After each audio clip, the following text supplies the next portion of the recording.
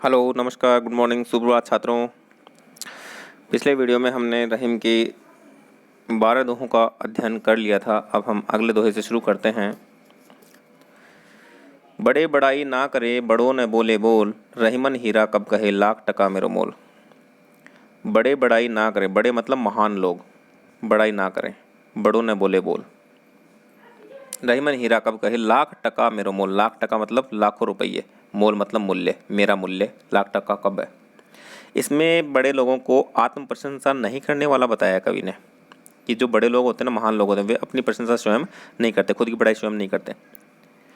बड़े लोगों का स्वभाव होता है कि वे अपनी बड़ाई स्वयं नहीं करते हैं, वे कभी भी बढ़ चढ़कर बातें नहीं बोलते हैं।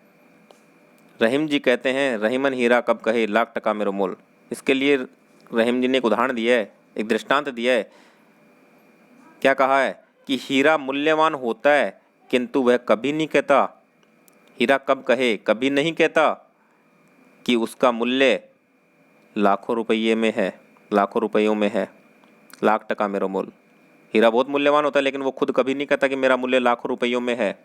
अर्थात महान व्यक्ति कभी भी अपनी प्रशंसा स्वयं नहीं करते। हमें भी उसी प्रकार बनना चाहिए। अगला है, बिगड़ी बात बने नहीं, लाख करो किन कोई, रहीमन फाटे दूध को, मथे न माखन होए। बात के बिगड़ जाने पर वह फिर से उसी दशा में नहीं बन पाती है। इसके लिए रहीम जी ने फटे हुए दूध का उदाहरण दिया है, दृष्टांत दिया है।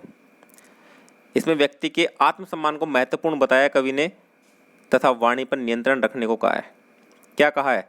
कवि रहीम कहते हैं कि अगर एक बार बात बिगड़ जाती है, बिगड़ी बात बने नहीं, कि अगर एक बार बात बिगड़ जाती है तो चाहे कोई लाख कोशिश करे वह पुनः नहीं बन पाती है। लाख करो किन कोई, चाहे कोई लाख कोशिश कर ले वह पुनः नहीं बन पाती है। इसके लिए दृष्टांत क्या दिया है? जैसे फटे हुए दूध को कितना भी मथ लिया जाए, रहीमन फाटे दूध को मथे न माखन होए। कि जिस प्रकार से फटे हुए दूध को कितना भी मथ लिया जाए लेकिन उससे मक्खन नहीं निकलता, इसी प्रकार एक बार समाज में सम्मान कम होने पर उसे पुनः प्राप्त करना असंभव सा हो जाता है। इस प्रकार हमें बात नहीं बिगाड़नी चाहिए, अपनी वाणी पर नियंत्रण रखना चाहिए, क्योंकि एक बार बात बिगड़ जाने पर वह पुनः नहीं बन पाती है। अगला है, विपत्ति भय धन ना रहे, रहे जो लाख करोड़, नभ तारे छिप जात है, जो रहीम भय भोर। इसमें कवि रहीम ने विपत्ति के समय के बारे में बताया कि विपत्ति में हमारा धन भी हमारा साथ नहीं देता है, मतलब धन भी साथ छोड़ देता है। सब लोग साथ छोड़ देते हैं विपत्ति के समय, संकट के समय। कवि रहीम कहते हैं कि जिस प्रकार, देखो तो अगली पंक्ति है, नभ तारे छिप जात है, जो रहीम भय भोर। कि जिस प्रकार सवेरा होने पर आकाश के असंख्य तारे भी छिप जाते हैं, जिस प्रकार सवेरा होने पर आकाश के असंख्य तारे भी छिप जाते हैं, जब मनुष्य के बुरे दिन आते हैं। अर्थात उसके ऊपर विपत्ति आती है तो उसके पास लाखों करोड़ों रुपए भी समाप्त हो जाते हैं। विपत्ति भय धन ना रहे, रहे जो लाख करोड़। कि जब मनुष्य के ऊपर विपत्ति आती है तो उसके पास लाखों करोड़ों रुपए भी समाप्त हो जाते हैं। अर्थात विपत्ति के समय हमारा धन भी हमारा साथ नहीं देता है। कहने का तात्पर्य है कि जब संकट आता है ना, तब हर कोई हमारा साथ छोड़ देता है, हमारा खुद का धन भी हमारे काम नहीं आ पाता है। अगला है, मांगे घटत रहीम पद, कितो करो बड़ी काम, तीन पग वसुधा करो, तऊ बावने नाम। पग का मतलब है कदम, पग का मतलब क्या है? कदम। वसुधा मतलब पृथ्वी, तऊ मतलब तब भी, बावने मतलब बावन्या होता है जो आकार में छोटा होता है, हम बामन भी बोल सकते हैं उसको, या बोना भी बोल सकते हैं। इसमें याचक न बनने की सलाह दे रहे हैं कवि रहीम जी, कि हमें याचक नहीं बनना चाहिए, मांगने वाला नहीं बनना चाहिए। इससे क्या होता है? हमारा पद घट जाता है, हमारा मान सम्मान कम हो जाता है, प्रतिष्ठा कम हो जाती है। कवि रहीम कहते हैं, मांगे घटत रहीम पद। कवि रहीम कहते हैं कि मांगने से पद घटता है, अर्थात प्रतिष्ठा कम होती है। मांगने से पद घटता है अर्थात प्रतिष्ठा कम होती है। फिर चाहे वह कितना ही बड़ा काम करे, उसकी प्रतिष्ठा वापस नहीं मिलती है। कि तो करो बड़ी काम, फिर चाहे वह कितना ही बड़ा काम करे, लेकिन अगर वह मांग लिया ना तो उसका सम्मान क्या हो जाता है, कम हो जाता है, उसकी प्रतिष्ठा उसे वापस नहीं मिलती है, वह याचक बन जाता है, मांगने वाला बन जाता है। इसके लिए कवि रहीम ने एक दृष्टांत दिया है कि जैसे स्वयं भगवान भी जब राजा बलि से दान लेने गए तो उन्होंने 3 कदम में सारी पृथ्वी नाप डाली।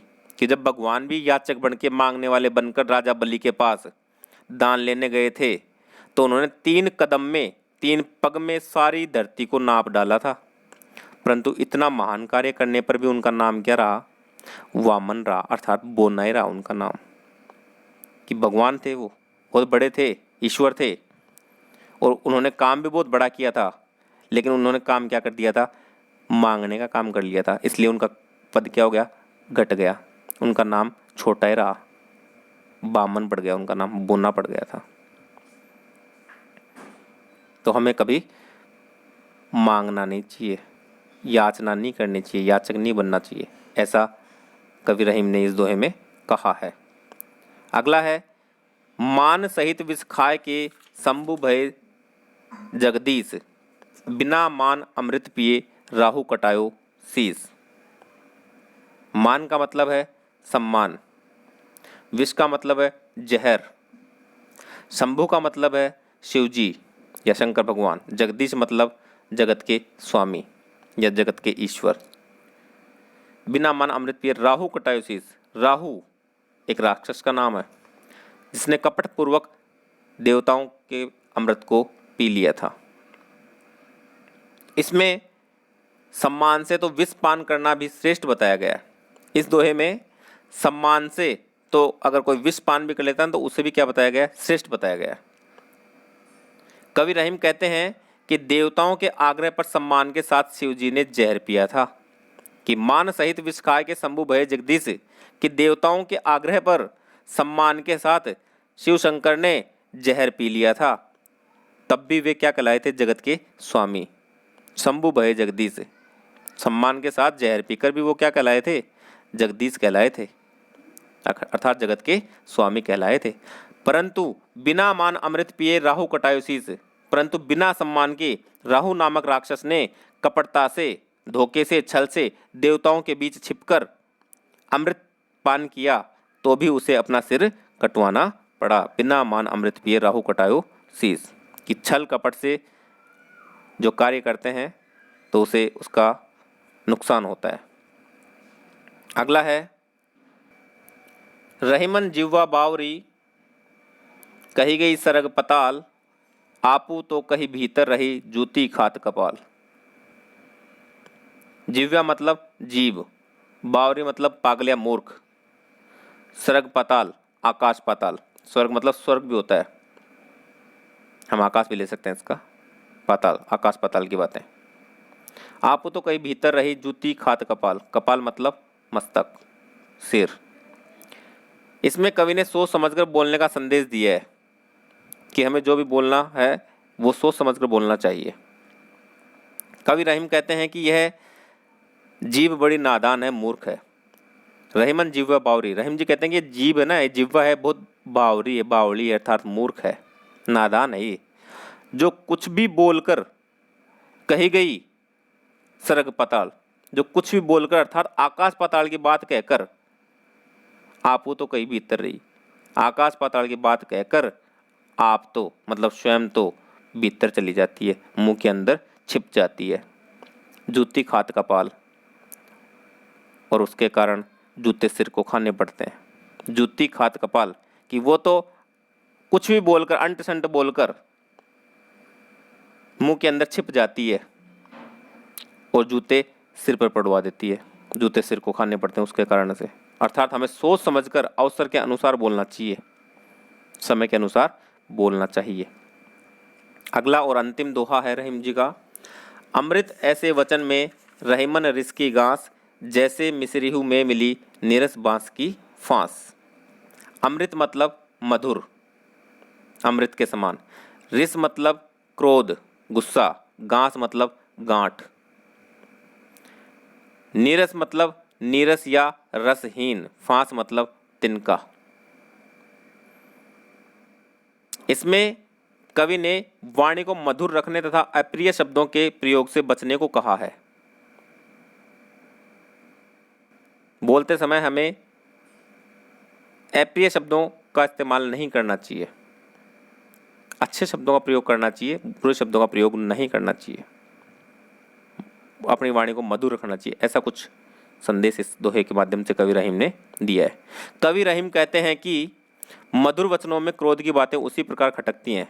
अमृत ऐसे वचन में कि मधुर वचनों में, रहीम जी क्या कहते हैं कि अमृत ऐसे वचन में रहीमन रिस की गांस, कि मधुर वचनों में क्रोध की बातें, रिस की गांस मतलब क्रोध की बातें, क्रोध की गांठ उसी प्रकार खटकती है। किस प्रकार? अगली लाइन में बताया है।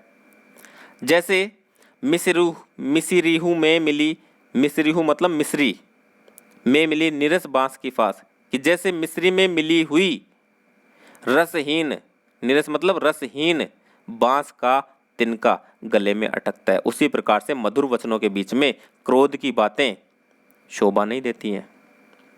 मधुर वचनों में क्रोध की बातें शोभा नहीं देती हैं। किस प्रकार से? उदाहरण क्या दिया? मिस्री का और बांस की फांस का, बांस के तिनके का, कि मिस्री में जिस प्रकार से बांस का तिनका फंसा हुआ रहता है, उसी प्रकार से जैसे वो बुरा लगता है, अटकता है गले में, उसी प्रकार से मधुर वचनों के बीच में क्रोध की बातें शोभा नहीं देती हैं। तो ये था हमारा अध्याय 3 जो कि संपूर्ण हुआ। उम्मीद करता हूँ आपको समझ में आया होगा। तो वीडियो को लाइक शेयर करना ना भूलें, चैनल को सब्सक्राइब करना भी ना भूलें। अगर कुछ समझ में नहीं आया तो आप कमेंट बॉक्स में कमेंट कर सकते हैं, उसका जवाब दे दिया जाएगा। और मिलते हैं अगले वीडियो में। धन्यवाद। जय हिंद, जय भारत।